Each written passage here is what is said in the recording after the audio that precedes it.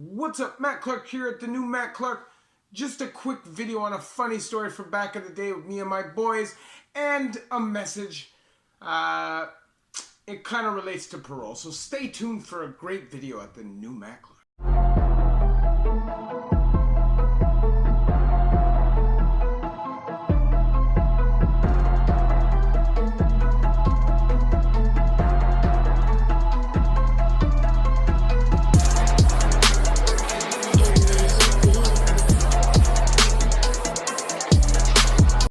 What's up? What's good? Matt Clark here at the new Matt Clark. How are each and every one of you doing on this amazing Friday?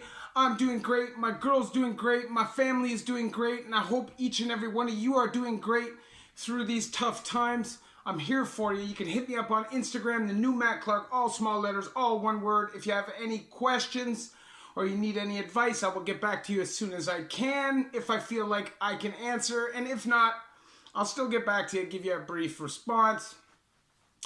I'd like to say thank you to each one of my 1,790 subscribers. You guys mean the world to me. You guys keep me motivated. You guys help hold me accountable, so thank you very much. If you could please hit that like button. If you could please hit that subscribe button and that bell notification button so you get these videos when they're new. If you could share with somebody on social media, that would be amazing. Help spread the message. Help spread the word. And there's a PayPal option if you would like to donate, help, and support the channel. The link will be in the description. So, I know through these tough times, everybody's down, so I want to tell a funny story. My Crazy Life, Part 2, the Ketamine Diaries. Now, there was a little stretch when I went on a K run, and it was really a addiction based off of convenience.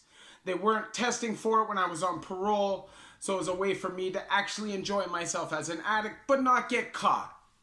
I'm telling you, I would walk into that halfway house slurring my speech, stumbling. They would piss test me. They would send me to the hospital, make me get blood work, thinking that I'm a diabetic, and they just couldn't figure it out. I literally fooled the system with that for a year, but eventually, obviously, it caught up to me. But this day, I can't tell you exactly what day, and I can't tell you exactly where because I wouldn't want to incriminate myself. But this day, I was driving around with my boy, his brother, and this chick, and we're literally driving around just doing K and acting like total maniacs. Well, we decided that we were going to pull in and go hang out at my boy's apartment, and when we pulled in, we didn't realize that we pulled right in front of some bike cops.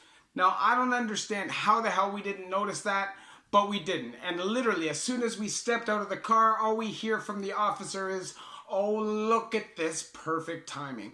Automatically. Meaning what? That we are going to be harassed for what reason? But anyways, it ended up being quite obvious what the reason was, but at that point they didn't know. So without even thinking, I spit to the ground.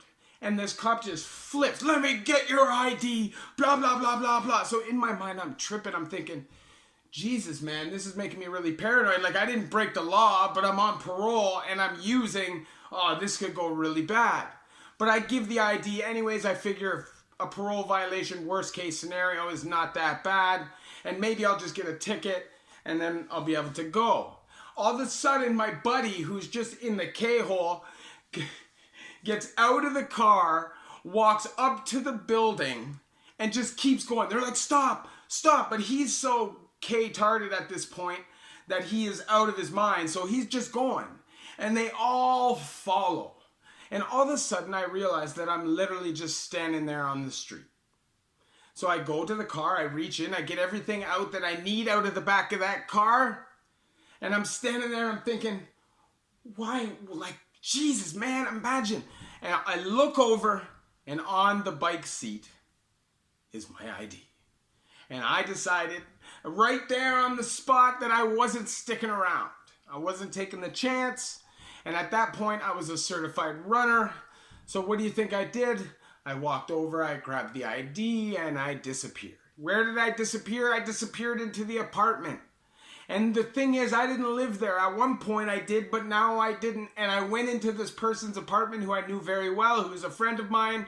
And when they came in, they saw me hiding in the closet. They asked why I was hiding in the closet. And when I explained why I was hiding in the closet, this person lost their mind. It was quite funny. And it actually made me think that this person is most likely some high-level criminal who was just moving under the radar, and that's why they flipped out the way that they flipped out. Or they were an illegal and they were past their green card status or whatever. But what I forgot to tell you was when we first got out of the car, the driver, who's my boy's brother, has K-halos on his nose.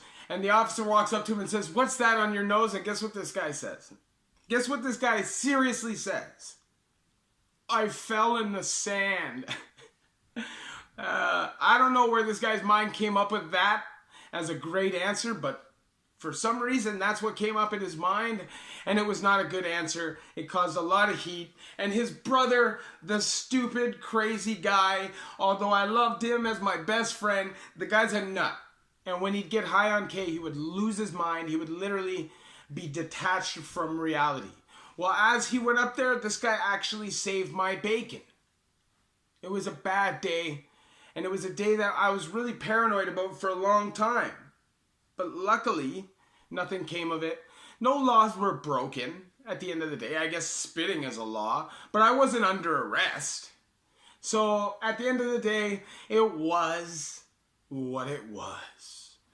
And I think at that time when I was on parole, I totally disobeyed the rules and the guidelines of my parole, and I eventually ended up in jail, even though I thought that I was beating the system quite successfully.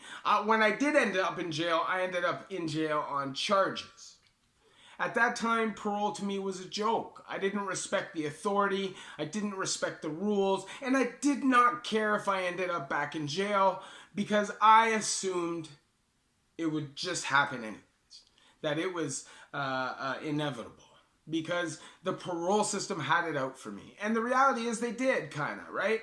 I was young. Up to that point, had shown no regard for authority and really just did what I wanted inside or outside.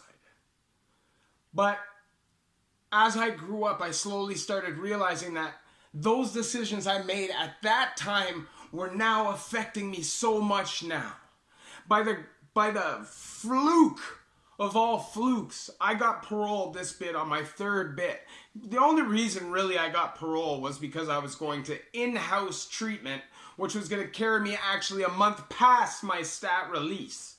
Other than that, there was no parole for me. But Stonehenge, you're for sure getting parole to that place. But at that time, my disregard was so out of control that it was affecting me literally 10 years later. I couldn't go to camp, even though my score was camp score, but because I was a certified escape risk, no parole officer was ever willing to take the chance. And honestly, it's a lot harder to get parole when you're not in camp. Now, because of the closure of Joyceville as a actual mother institution and Kingston Penitentiary, the shortage of beds has made it 10 times easier to get parole.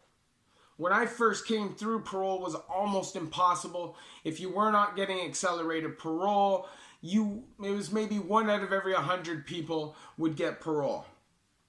But now it seems that as long as you have a solid plan and your behavior while you're inside isn't totally out of control, you have a chance. Now, if you're a violent offender, you can pretty much write off parole.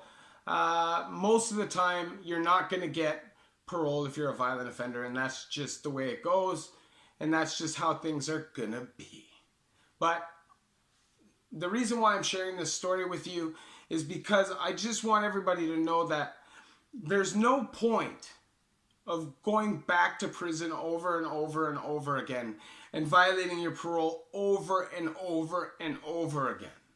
It's just the biggest waste of time that you could ever imagine putting yourself through. And honestly, 15 years or 20 years of my life just disappeared like that. I wish I could get that time back and I could do something more valuable with my time. And that doesn't even necessarily mean making money. That also means spending time with my family, building relationships with people, networking so I'm able to build a future and create a life for myself. And I was literally held back like 20 years. All because of these little decisions here, there, all over the place that kept adding up. I'm telling you, I share these videos with each and every one of you for information purposes only, so you guys don't have to experience them for yourselves. At the end of the day, it's not worth going to prison no matter what it is that you're doing. The reality is, even if you're working legitimately, you're making 30 grand, 20 grand, 50 grand, 60 grand. If you're in prison, you're not making any grands. Unless you're like a certified hustling boss on your block. But you're not making money. You're losing money. And even if you're making money in small amounts consistently over a long period of time, it's better than making money here and there and then being locked away for years as a consequence of that money. Anyways, I hope these videos help each and every one of you. If you could please hit that like button. If you could please hit that subscribe button and that bell notification button so you get these videos when they're new. If you could share with somebody on social media, help spread the message, help spread the word, that would be amazing. And if you would like to donate, there's definitely a PayPal option. If you'd like to help and support the channel, the link will be in the description.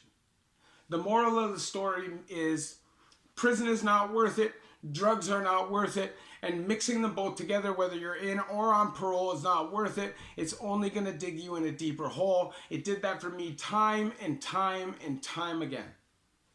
At the end of the day, eventually the fun's got to run out, and it's better that you do it on your own to build a life, and you can still have times in between where you can enjoy yourself, have a few drinks, smoke a couple joints, whatever it is that you want to do. Go to the movies, go play sports, play soccer, play hockey, whatever it is you want to do. At the end of the day, you can't do much of that stuff while you're locked away. Anyways, thanks for watching my video. Love each and every one of you. The new Matt Clark.